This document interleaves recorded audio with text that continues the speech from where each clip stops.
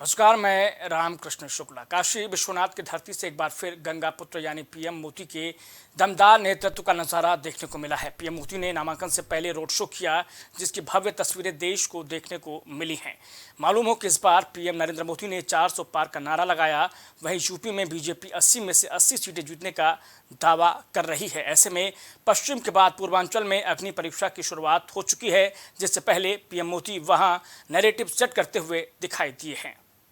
पूरा देश कह रहा है 4 जून को 400 पार। बनारस के आंचल तले भरोसा है विश्वनाथ का, बीजेपी को भरोसा है पीएम मोदी के साथ का। देश में 4 चरणों के चुनाव बीत चुके हैं, जिसमें देश में आधी से ज्यादा सीटों पर चुनाव भी हो चुके हैं। वहीं यूपी में भी कई सीटों पर चुनावी प्रक्रिया हो चुकी है। ऐसे में अब बारी है पूर्वांचल की।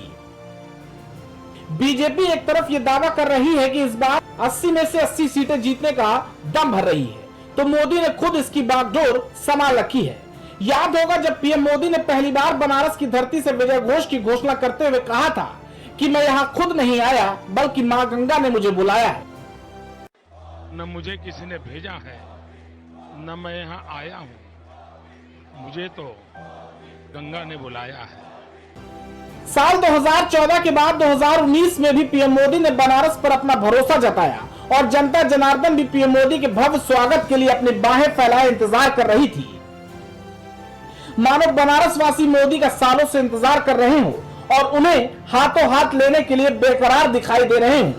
पीएम मोदी की बनारस की पारी साल 2014 से शुरू हुई। ऐसे में नजर डालते हैं पिछले 2 चुनावों के नतीजों पर। काशी में मोदी ढेर हुए विरोधी। साल 2014 में मोदी ने एक तरफा जीत हासिल की। पीएम मोदी को यहां 5 लाख से भी ज्यादा वोट हासिल हुए। वहीं अगर वोटिंग प्रतिशत पर नजर डाली जाए तो मोदी को 56.4% वोट हासिल हुए थे। वहीं उनके सामने अरविंद केजरीवाल को महज 20% वोट ही मिले थे। साल 2019 के नतीजों पर अगर नजर डाली जाए तो पीएम मोदी ने पिछली बार से ज्यादा वोट हासिल किए। मोदी को इस बार 7 लाख के करीब वोट हासिल हुए। वहीं अगर वोटिंग प्रतिशत पर नजर डालें तो मोदी को 63.9% वोट मिले थे। अब बारी 2024 की है। ऐसे में मोदी की नजर पिछली बार से ज्यादा वोट हासिल करने पर है। इसके लिए आलाकमान ने तैयारियां भी फुल प्रूफ कर ली हैं। पीएम मोदी के नामांकन को भव्य बनाने के लिए बीजेपी ने पूरी तैयारियां कर रखी थी। कई दिग्गजों को बुलाया गया था ताकि देश की नजर पीएम मोदी के नामांकन पर पूरी तरीके से टिक जाए। बीजेपी इस बार मोदी के नामांकन के सहारे नैरेटिव सेट करना चाहती थी, ताकि बनारस के साथ साथ पूर्वांचल की सभी सीटों पर इसका असर देखने को मिले। मोदी का नामांकन, दिग्गजों का आगमन।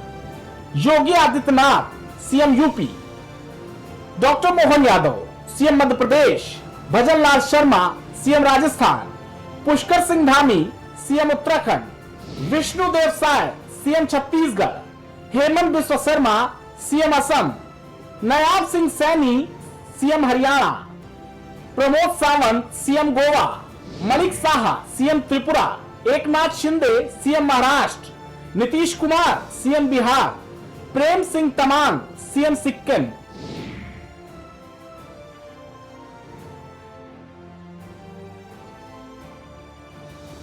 इसके साथ ही केंद्र सरकार के 18 मंत्री और यूपी के ज्यादातर मंत्री मोदी के नामांकन में शामिल हुए।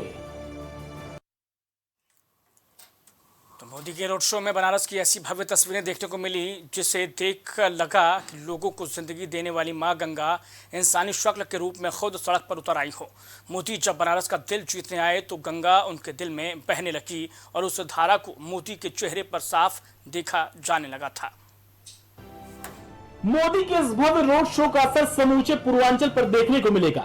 पिछली बार पूर्वांचल के 21 जिलों की 26 सीटों पर हुए चुनाव में बीजेपी को झटका जरूर लगा था।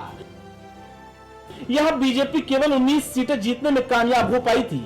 वहीं उसकी सहयोगी दल अपना दल एस ने 2 सीटें जीती थी। वहीं सपा बसपा के गठबंधन ने 4 सीटें जीतने में कामयाबी हासिल की थी। 24 की डगर पिछले नतीजों पर नजर। पूर्वांचल का सियासी गणित, जिला 21, लोकसभा सीटें 26, विधानसभा सीटें 130 और आबादी करीब 6.37 करोड़। साल 2014 के नतीजे, बीजेपी 23 सीट, अपना दल S 2 seat, Samajwadi party 1 seat. वहीं साल 2019 के नतीजों पर नजर डालें तो बीजेपी 19 सीट, अपना दल एस 2 सीट और सपा बसपा का गठबंधन 5 सीट जीत सका था। ऐसे में अब की बार पूर्वांचल में हारी हुई 5 सीटों पर भाजपा के प्रदर्शन पर सबकी निगाहें होंगी। आजमगढ़ लोकसभा सीट से साल 2019 का आम चुनाव समाजवादी पार्टी अध्यक्ष अखिलेश यादव ने 2.5 लाख से ज्यादा मतों के अंतर से जीता था। यह दीगर बात रही कि 2022 में अखिलेश यादव ने संसद की सदस्यता से इस्तीफा दिया तो उपचुनाव में भाजपा के दिनेश लाल यादव निरहुआ को जीत नसीब हुई। फिलहाल देखना होगा कि बनारस की धारा तले बीजेपी पूर्वांचल की कितने सीटों पर अपना प्रभाव छोड़ने में कामयाब हो पाती है या फिर नहीं। Election desk, prime TV.